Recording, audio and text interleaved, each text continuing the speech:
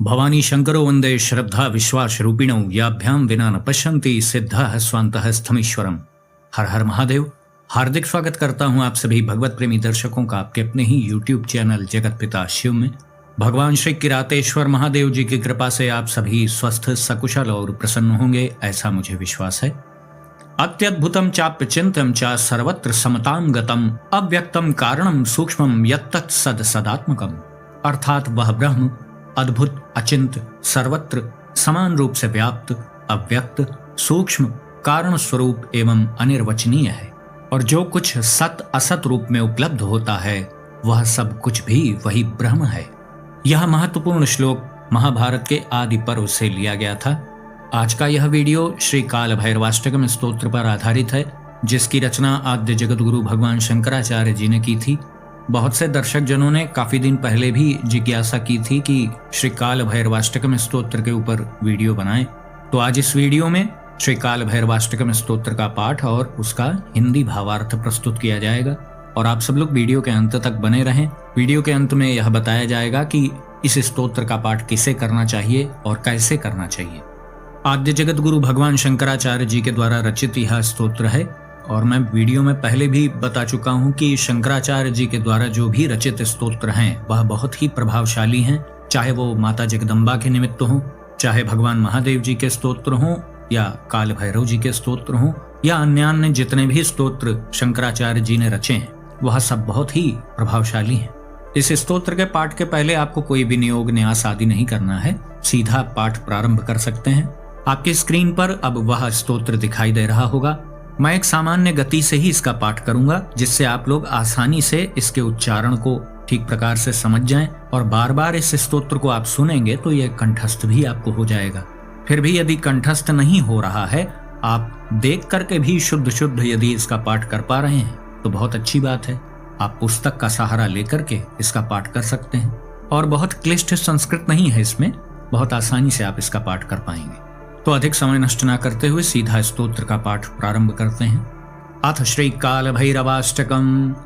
देवराज सेव्यमान पावनांघ्रि पंकजम व्यालयज्ञ सूत्रमिंदु शेखरम कृपाकरम नारदादि योगी वृंद वंदितम दिगंबरम काशिका पुराधिनाथ काल भैरवम भजे।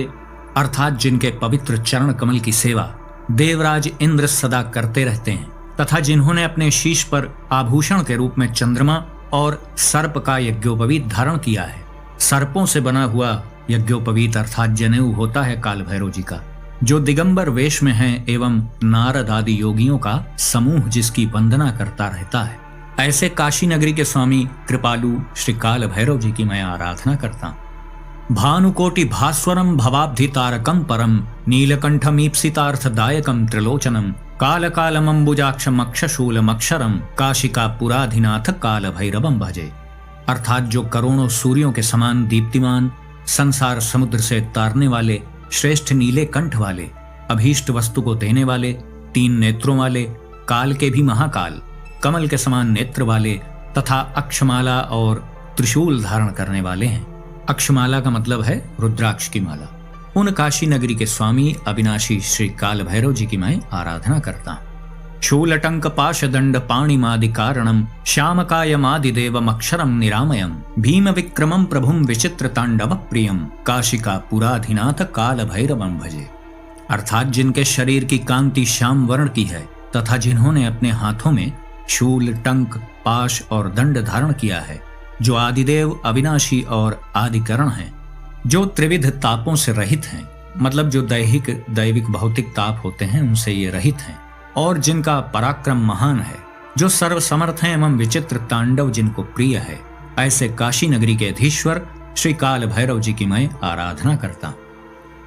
भुक्ति मुक्ति दायकम प्रशस्त चारु विग्रहम भक्तवत्सलम स्थितम समस्त लोक विग्रहम विनिक्वणन मनोज्ञ हेम किंकिणी लसत्कटिम काशिका पुराधिनाथ काल भैरवम भजे। अर्थात जिनका स्वरूप सुंदर और प्रशंसनीय है, सारा संसार ही जिनका शरीर है, जिनके कटि प्रदेश में सोने की सुंदर करधनी रुंझुन करती हुई सुशोभित हो रही है, जो भक्तों के लिए प्रिय एवं स्थिर शिव स्वरूप है, ऐसे भुक्ति तथा मुक्ति प्रदान करने वाले काशी नगरी के अधीश्वर श्री काल भैरव जी की मैं आराधना करता हूँ। धर्म सेतु पालकम त्वधर्म मार्गनाशकम कर्म पाश मोचकम सुशर्मदायकम विभुम स्वर्ण वर्ण शेष पाश शोभितांग मंडलम काशिका पुराधिनाथ काल भैरवम भजे। अर्थात जो धर्म सेतु के पालक एवं अधर्म के नाशक हैं तथा कर्म बंधन से छुड़ाने वाले हैं, प्रशस्त कल्याण प्रदान करने वाले और व्यापक हैं, जिनका सारा अंगमंडल स्वर्ण वर्ण वाले शेषनाग से सुशोभित है, ऐसे काशीपुरी के अधीश्वर श्री काल भैरव जी की मैं आराधना करता हूँ। रत्न पादुका प्रभाभिराम पाद युग्मकम नित्यम अद्वितीय मिष्ट दैवतम निरंजनम मृत्यु दर्पनाशनम कराल दंष्ट्र मोक्षणम काशिका पुराधिनाथ काल भैरवम भजे। अर्थात जिनके चरण युगल रत्नमयी पादुका अर्थात खड़ाओं की कांति से सुशोभित हो रहे हैं, जो निर्मल स्वच्छ अविनाशी अद्वितीय तथा सभी के इष्ट देव हैं, मृत्यु के अभिमान को नष्ट करने वाले हैं तथा काल के भयंकर दांतों से मोक्ष दिलाने वाले हैं, ऐसे काशी नगरी के अधीश्वर श्री काल भैरव जी की मैं आराधना करता हूँ। अट्टहास भिन्न पद्म जांड कोश संततिम दृष्टिपात नष्ट पाप जाल मुग्र शासनम अष्ट सिद्धिदायकम कपाल मालिकंधरम काशिका पुराधिनाथ काल भैरवम भजे। अर्थात जिनके अट्टहास से ब्रह्मांडों के समूह विदीर्ण हो जाते हैं, जिनकी कृपा दृष्टि मात्र से पापों के समूह विनष्ट हो जाते हैं, जिनका शासन कठोर है, जो आठों प्रकार की सिद्धियां प्रदान करने वाले तथा कपाल की माला धारण करने वाले हैं, ऐसे काशी नगरी के अधीश्वर श्री काल भैरव जी की मैं आराधना करता हूँ। भूत संघनायकम विशाल कीर्तिदायकम काशीवास लोक पुण्य पाप शोधकम विभुम नीति मार्ग कोविदम पुरातनम जगतपतिम काशिका पुराधिनाथ काल भैरवम भजे। अर्थात जो समस्त प्राणी समुदाय के नायक हैं, जो अपने भक्तों को विशाल कीर्ति प्रदान करने वाले हैं, जो काशी में निवास करने वाले सभी लोगों के पुण्य तथा पापों का शोधन करने वाले और व्यापक हैं, जो नीति मार्ग के महान वेत्ता पुरातन से पुरातन हैं, संसार के स्वामी हैं, ऐसे काशी नगरी के अधीश्वर श्री काल भैरव जी की मैं आराधना करता हूँ। काल भैरवाष्टकम पठन्ति ये मनोहरम ज्ञान मुक्ति साधनम विचित्र पुण्य वर्धनम शोक मोह दैन्य लोभ कोप ताप नाशनम ते प्रयांति काल भैरवांग्रि सन्निधिम ध्रुवम। अर्थात ज्ञान और मुक्ति प्राप्त करने के साधन रूप भक्तों के विचित्र पुण्य की वृद्धि करने वाले, शोक मोह दीनता लोभ कोप तथा ताप को नष्ट करने वाले इस मनोहर काल भैरवाष्टक का जो लोग पाठ करते हैं, वे निश्चय ही श्री काल भैरव के चरणों की सन्निधि प्राप्त कर लेते हैं। इति श्रीमद् शंकराचार्य विरचितम श्री काल भैरवाष्टकम स्तोत्रम संपूर्णम। इस प्रकार आद्य जगत गुरु भगवान शंकराचार्य जी द्वारा रचित श्री काल भैरवाष्टकम स्तोत्र संपूर्ण होता है। तो आपने देखा कि काल भैरवाष्टकम स्तोत्र किस प्रकार है और इसका पाठ कैसे करना है, और इसका हिंदी भावार्थ भी आपको बता दिया गया। अब जानते हैं कि इसका पाठ किसे करना चाहिए। देखिए, अभी सबसे निकट में तो श्री भैरव जयंती ही आ रही है 23 नवंबर को। आप सभी जानते हैं कि यदि भैरव जी के लिए कोई अनुष्ठान आदि किया जाता है, कोई साधना आदि की जाती है, तो सकाम उद्देश्य रख करके ही ऐसी साधनाएं या अनुष्ठान आदि किए जाते हैं। तो यदि आपके मन में कोई ऐसी मनोकामना है जो आप भैरव जी के सामने रखना चाहते हैं, संकल्प लेकर आप कोई अनुष्ठान करना चाहते हैं, तब तो आप इस स्तोत्र का अधिक संख्या में पाठ करें। लेकिन आप सामान्य रूप से बस भैरव जी को उस दिन प्रसन्न करना चाह रहे हैं, सामान्य पूजा पाठ करना चाह रहे हैं, तो आप बहुत अधिक संख्या में इस स्तोत्र का पाठ न करें। उचित है कि आप आसपास जो भी भैरव जी का मंदिर हो, वहां जाकर के आप सरसों के तेल का दीपक जलाएं। भैरव जी के लिए विशेष रूप से चौमुखा दीपक जलाया जाता है, जिसमें चार ओर ज्योत जलती है। आपके पास उपलब्ध नहीं है तो आप सरसों के तेल का एक बत्ती वाला दीपक भी जला सकते हैं, लेकिन विशेष रूप से मैं बता रहा हूं कि चार मुख का दीपक ही भैरव जी की पूजन में प्रयोग होता है। प्रदोष काल में या रात्रि का प्रथम प्रहर समाप्त होने के पहले पहले आप भैरव जी के मंदिर में जा सकते हैं, दर्शन कर सकते हैं। वहां पर आपको अनुमति मिल जाए पूजा करने की, पुष्पमाला इत्यादि चढ़ाने की, तो आप वो भी कर सकते हैं। दीपक जलाएं, भोग लगाएं। सबसे प्रिय नैवेद्य तो भैरव जी का जलेबियां हैं, इमरतियां हैं। उड़द की दाल से बने हुए कोई भी पकवान हो, पकौड़े हों, नमकीन हो, दही बड़े हों, हलवे और चने का भोग भी लगाते हैं बहुत से लोग। गुड़ के बने हुए पुए, गुलगुले या गुड़ घी आटे के संयोग से बना हुआ कोई भी पकवान, यह सब भैरव जी को बहुत प्रिय है। तो जो लोग सौम्य साधनाएं करते हैं, सामान्य रूप से बस भैरव जी की कृपा प्राप्ति के लिए यह सब करते हैं, तो उन्हें बस सात्विक चीजें ही चढ़ानी चाहिए। बहुत से लोग ऐसा पूछते हैं कि मदिरा भी तो भैरव जी को चढ़ती है, तो भैया आप जो चीज स्वयं ग्रहण करते हैं वही प्रभु की सेवा में अर्पित करिए। सामान्य जो गृहस्थ साधक हैं, जो सात्विक रूप से भैरव जी की पूजा करते हैं, तो उनको मदिरा चढ़ाने की क्या आवश्यकता है। अनावश्यक रूप से किसी भी प्रकार का भोग अपने देवी देवता को नहीं देना चाहिए, इससे फिर उनकी प्रवृत्ति बदलने लगती है। यह सब रहस्य वाली बातें हैं। यदि आप गृहस्थ धर्म में हैं, पवित्र जीवन शैली आपकी है, तो आप पवित्र भोग ही उन्हें प्रदान करें। तो इस प्रकार से आप सामान्य विधियों का पालन करें, और यदि आपको अवसर मिल जाए कि आप निशीथ काल में इस स्तोत्र का पाठ कर पाएं तो आपको करना चाहिए। लेकिन फिर वही बात है कि कोई निश्चित उद्देश्य होना चाहिए, कोई लक्ष्य होना चाहिए, कोई मनोकामना आपके मन में होनी चाहिए। उसके पहले आपको संकल्प भी लेना पड़ेगा।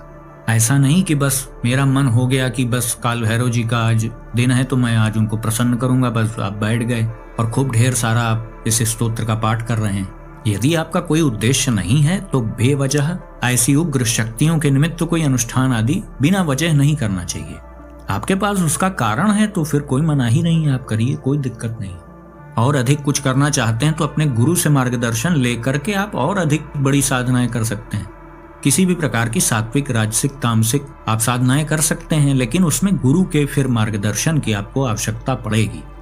कुछ दर्शकों ने ऐसा भी पूछा था कि हमें कुछ नकारात्मकता का अनुभव होता है, विचित्र प्रकार के अनुभव होते हैं, या विचित्र प्रकार के स्वप्न आते हैं, सोते सोते अचानक जाग जाते हैं, या ऐसा लगता है कि पीछे कोई खड़ा है, बगल में कोई खड़ा है। ऐसा भी बहुत से लोगों का प्रश्न आता रहता है। तो ऐसे लोगों को भी नियमित रूप से इस स्तोत्र का पाठ करना चाहिए। उनके लिए तो यह आवश्यक ही है। उनके लिए ऐसा नहीं है कि वो प्रतिदिन इसका पाठ ना करें, क्योंकि उनके पास एक ठोस कारण है उसको करने का। तो ऐसी स्थिति में प्रतिदिन इस स्तोत्र का एक पाठ तो करें ही। एक सामान्य लय में मैंने इस स्तोत्र का उच्चारण भी कर दिया है और भावार्थ भी आपको बता दिया है। मुझे तो लगता है कि अधिकांश दर्शक जनों को यह स्तोत्र कंठस्थ भी होगा, और जिन्हें कंठस्थ नहीं है तो वो लोग बार बार इस स्तोत्र को सुने और बार बार उसको पढ़ें भी, तो इससे बहुत शीघ्रता से कंठस्थ हो जाएगा। और यदि आप देख करके भी शुद्ध पाठ कर पाते हैं तो आप पुस्तक से इसका पाठ कर सकते हैं।